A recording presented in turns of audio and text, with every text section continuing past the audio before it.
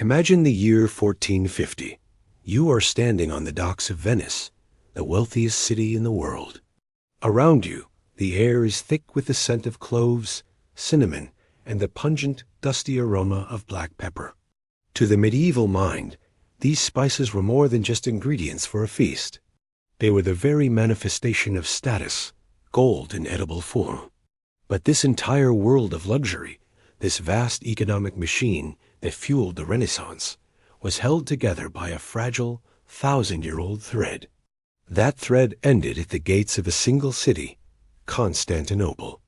For centuries, Constantinople had been the golden needleless eye through which the wealth of Asia was threaded into the fabric of Europe.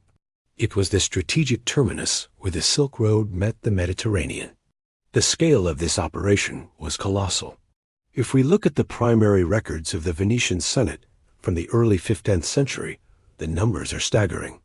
Venice alone was moving nearly 3 million pounds of spices every single year. This wasn't a chaotic trade. It was a highly sophisticated, decentralized web of intermediaries. While Constantinople served as the primary hub for the finest Chinese silks, the bulk of the world's black gold, over 1.6 million pounds of pepper flowed through the specialized ports of Alexandria and Beirut. This was a golden age for the Italian maritime republics, who operated under a comfortable regime of tax exemptions and ancient treaties. They were the gatekeepers, and they were getting very, very rich. But on the 29th of May, 1453, the sound of the world changed. It changed with the roar of the Orban bombard, the massive bronze cannon of Sultan Mehmed II. When the walls of the Byzantine Empire finally crumbled, it wasn't just a city that fell.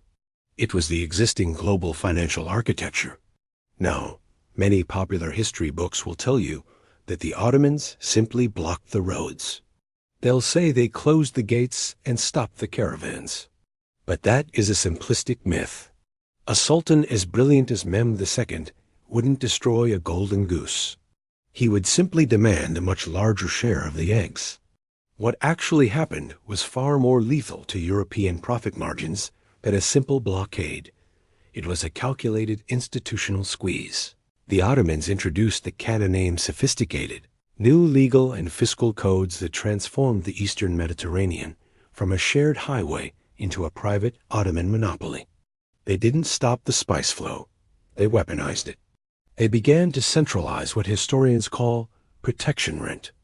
Think of it as a mathematical strangulation. For a merchant in 1460, the ledger no longer made sense. You weren't just paying the base price of the spice in the East. You are now hit with a mountain of new transit tariffs, local port fees, and a massive risk premium, because you are now trading in a territory that was ideologically and militarily hostile. We can see this in the archival data of the period. The price of a quintal of pepper in Cairo nearly doubled in just a few decades. This was fiscal warfare. The profit margins that built the palaces of Venice were evaporating. The European elite realized that if they didn't find a way to bypass this Ottoman tax wall, the wealth of the West would slowly bleed into the coffers of the Saban port. This desperation is what turned the Atlantic Ocean from a terrifying void into a necessary gamble. To escape the Sultan's taxes, Europe had to do more than just find a new path. It had to invent an entirely new form of technology. The Mediterranean was a sea of galleys, vessels designed for the calm, predictable waters of the inland sea. These ships relied on hundreds of rowers and had to stay within sight of the coast to survive. In the violent, unpredictable swells of the Atlantic, a Mediterranean galley was a floating coffin. The Portuguese response was a masterpiece of naval engineering, the Caravel. This wasn't just a ship. It was a tax evasion machine. By integrating the Arab lateen sail, which allowed a vessel to tack or sail against the wind, with the heavy, reinforced hull designs of Northern Europe, the Portuguese created a vessel that could survive the open ocean for months. They were no longer tethered to the coastal ports where Ottoman tax collectors waited. But why did they do it? As documented in the naval and commercial treaties of the era, the goal was the internalization of costs. This is a crucial economic concept. In the old model, the king or the merchant paid a tribute to someone else to protect the route. In the new Portuguese model, they would pay for the ship and the cannons themselves. They would own the protection. If King Manuel I could reach India directly by sea, he wouldn't have to pay a single copper coin to a middleman in Cairo or a customs officer in Constantinople. When Vasco da Gama finally rounded the Cape of Good Hope and reached Calicut in 1498, he didn't just find a new route. He executed the most successful bypass of a fiscal monopoly in human history. By 1504, the price of pepper in Lisbon had collapsed to just a fraction of its price in Venice. The center of gravity of the human race was shifting from the warm waters of the Mediterranean to the cold, gray waves of the Atlantic. However, as the 16th century progressed, a new conflict emerged. It wasn't just a battle between East and West, but a battle between two different ways of organizing human effort and capital. This is where we encounter one of the most famous debates in economic history. On one side, we have the redistributive empires, represented by Portugal and the Ottomans. On the other, the corporate mercantilists of the North. The historian Niels Steensgaard famously argued in his work, The Asian Trade Revolution, that the Portuguese Estado de India was essentially a medieval institution transposed onto a global scale. It was a monopoly of the crown. Every ship, every soldier, and every grain of pepper belonged to the king. It was a system built on redistributive renta. The state extracted wealth and then spent it on the glory of the monarchy and the defense of the faith. It was magnificent, but it was also incredibly rigid and prone to massive corruption. But in the late 1500s, in the foggy counting houses of Amsterdam and London, a different kind of animal was being born, the Joint Stock Company. The Dutch VOC and the English East India Company were not owned by kings. They were owned by shareholders. This was a revolutionary shift in how humanity managed risk. Think about the implications. If a Portuguese royal fleet was lost in a storm, the king's treasury was devastated. It was a single point of failure. But when the Dutch VOC issued shares, the risk was diversified across thousands of ordinary citizens, from wealthy merchants to humble bakers. They created permanent capital. They didn't view the costs of war and forts as an unfortunate expense.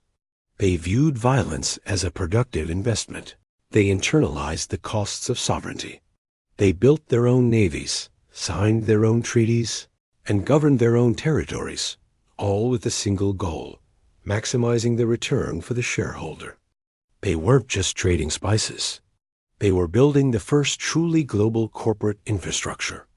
Now, we must be careful not to fall into the trap of northern triumphalism. Modern revisionist historians, like Sanjay Subrahmanyam, have challenged the idea that the Portuguese were simply inefficient losers in this race. Subrahmanyam shows us that the Portuguese Estado de India was remarkably resilient. They survived for centuries, not by dominating everyone, but by integrating into the complex, existing country trade networks of Asia. They became a part of the Indian Ocean, not just its masters. The real conflict wasn't just about who had the bigger cannons. It was about which institutional design could scale. The redistributive empires of the South, both the Portuguese and the Ottomans, saw trade as a zero-sum game. They saw a fixed amount of wealth and fought to extract their share. The corporate mercantilists of the North saw the market itself as something to be engineered and expanded. This fundamental difference in how capital was organized is what eventually led to what scholars call the Singed Great Divergence. By the 18th century, the gap between the West and the East began to widen into a chasm. While the Ottoman Empire remained a powerful and vital economic force, as the research of Donald Quatert has proven, it was anchored to a traditional model of land-based taxation and a rigid system of sovereign debt.